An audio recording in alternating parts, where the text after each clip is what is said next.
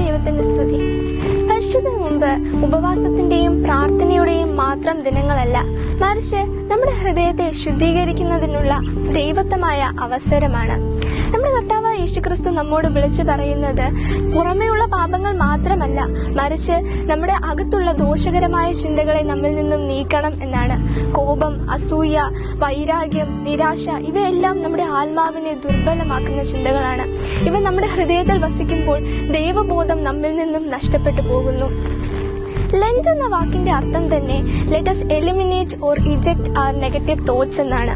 അതുകൊണ്ടാണ് വിശുദ്ധ പിതാക്കന്മാർ നമ്മെ പഠിപ്പിക്കുന്നത് ചിന്തകളെ കാത്തു സൂക്ഷിക്കുന്നതാണ് ആത്മീയ ജീവിതത്തിന്റെ അടിസ്ഥാനം എന്നത്. പരിശുദ്ധ നോമ്പിലൂടെ, പ്രാർത്ഥനയിലൂടെയും ഉപവാസത്തിലൂടെയും നമുക്ക് നമ്മുടെ ഹൃദയത്തെ ശുദ്ധീകരിക്കാം. ദോഷകരമായ ചിന്തകളെ അകറ്റി നമ്മുടെ ഉള്ളിൽ നന്മയും കരുണയും സ്നേഹവും കൊണ്ട് നിറയ്ക്കാം. അങ്ങനെ ഈ നോമ്പുകാലം നമ്മുടെ ഹൃദയത്തെ ഒന്ന് പുതുക്കി നമുക്ക് ദൈവത്തോട് അടുത്ത് ചേരുവാൻ സഹായിക്കട്ടെ എന്ന് പ്രാർത്ഥിച്ചുകൊണ്ട് നിർത്തുന്നു.